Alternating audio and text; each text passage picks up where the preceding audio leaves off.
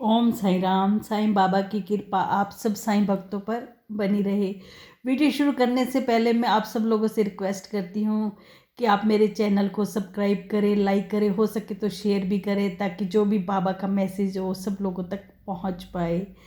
एक बार बाबा का एक भक्त बाबा के पास बैठा था, तो उसने बाबा से पूछा कि बाबा, गुरु व ईश्वर के प्रति मनुष्य का प्यार कैसा होना चाहिए।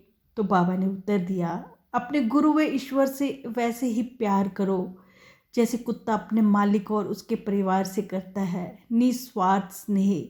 एक कुत्ता अपने मालिक से क्या चाहता है? कुछ भी नहीं, केवल मालिक का स्नेह व उपस्थिति। वह उसके हर आदेश का पालन करता है। कुत्ता एक छोटी सी मुस्कान और गलबाही के लिए जीता है। मालिक गरीब या दौलतमंद हो सकते कि राजा रंक हो गए हो। वे इस दुनिया का सबसे नामी या बदनाम व्यक्ति भी हो सकता है, पर कुत्ता उसे बिना किसी स्वार्थ के चाहता रहेगा। कुत्ता अपने मालिक की खुशी के लिए तथा उसके साथ जीने के लिए ही खाएगा, पिएगा, सांस लेगा और इंतजार करेगा। वह स्नेह और कोमलता चाहता है। यहाँ किसी तरह की कोई भी शर्त नहीं होती। कुत्ते के लिए उसका मालिक कभी गलत नहीं होता। मालिक भले ही उसे दुत्कारे, पर कुत्ता 10 मिनट बाद फिर से अपनी पूंछ हिलाता दिखेगा। यही तो विशुद्ध प्रेम है। यदि मानव जाति भी उसी तरह प्रेम करने लगे जैसे कुत्ता अपने मालिक को करता है, तो मेरे बेटे भरोसा करो, आध्यात्मिक राज्य तुम्हारे कदमों में होगा। निस्वार्थ प्रेम को पूरी तरह दिल से प्रेम करो, स्वयं ही प्यार बन जाओ। तुम्हारा कुत्ता तुम्हारे लिए ही जिएगा और मरेगा। उसकी आंखें तुम्हारा ही पीछा करेंगी और तुम्हारा घर लौटने का इंतजार करेंगी। वे बदले में तुमसे केवल स्नेह चाहता है। व्यक्ति को चाहिए कि वे ऐसे ही स्नेह करे।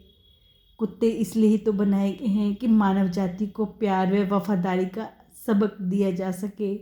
आजकल तो कुत्ते भी इंसानों जैसे होते जा रहे हैं। इस दुनिया के तौर तरीकों पर अफसोस होता है।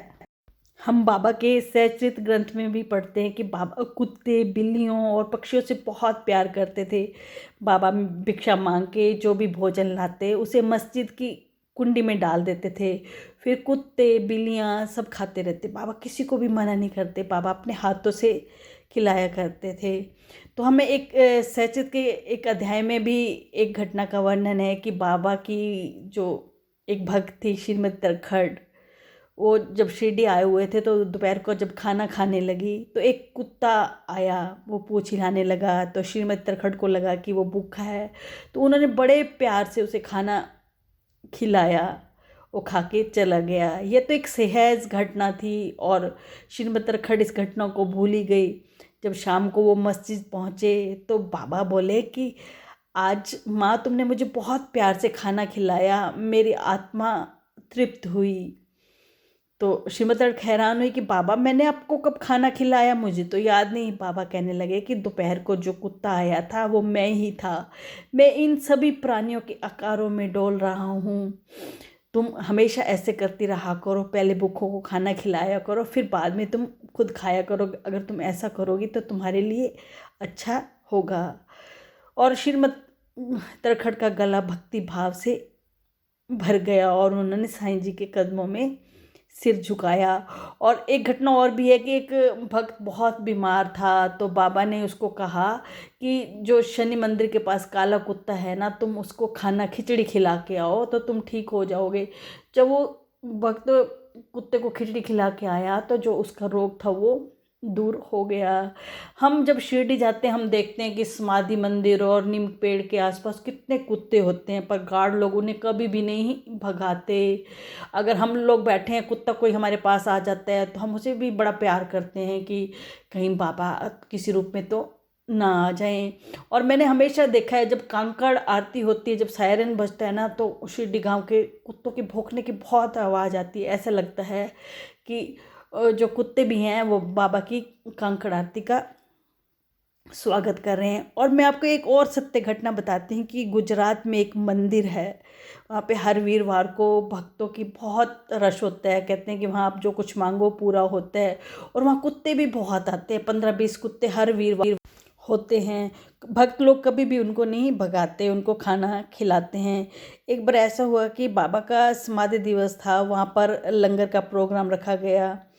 तो भक्त लोग खाना खा रहे थे मंदिर के बाहर पंडाल में, तो पास में वो कुत्ते भी थे 15-20, वो भौंके जा रहे थे। तो एक दो साईं भक्तों को उनका भौंकना अच्छा नहीं लगा, उन्होंने डंडे से उनको भगाना शुरू किया, पर वो फिर दोबारा आ जाते। तो उन्होंने डंडे से उनको पीटना शुरू कर दिया, इतना पीटा कि एक दो कुत्तों के तो खून भी आ गया। और एक जो भक्त था कुत्ते को ज़्यादा पीट रहा था, तो अचानक ही पता क्या हुआ कि उसका ऊपर का जो पोर्शन था वो सुन्न हो गया, उसका हाथ ने काम करना बंद कर दिया, उसे लकवा आ गया। जो उसके साथ के लोग थे वो बहुत परेशान हो गए, सब देखने लगे कि ये क्या हो गया। इतने में मंदिर के जो पुजारी थे वो भी आ गए। जब उन्होंने देखा कि भक्त ने कुत्तों को बहुत मारा हुआ है, तो वो कहने लगे ये बाबा का श्राप है, बाबा तुमसे नाराज़ हो गए हैं कि तुमने कुत्तों को क्यों पीटा। बाबा तो कुत्तों से बहुत प्यार करते हैं, वो इन कुत्तों को दुख कैसे देख सकते। तो इसलिए बाबा ने तुम्हें ये कष्ट दिया है, तुम बाबा से अपने काम के लिए माफ़ी मांगो। वो भक्त बहुत परेशान हो गया, बाबा से बार बार माफ़ी मांगने लगा। और फिर पुजारी जी कहने लगे कि तुम हर वार को आके इन कुत्तों को भोजन करवाया करो, और बड़े प्यार से। और कहते हैं कि वो भक्त फिर ठीक हो गया। तो बाबा से जो कहाँ देखा जाता था कि कुत्ते को कोई इतना मारे। बाबा तो कहते हैं कि इन सब प्राणियों में भी आत्मा होती है, इनसे प्यार किया करो।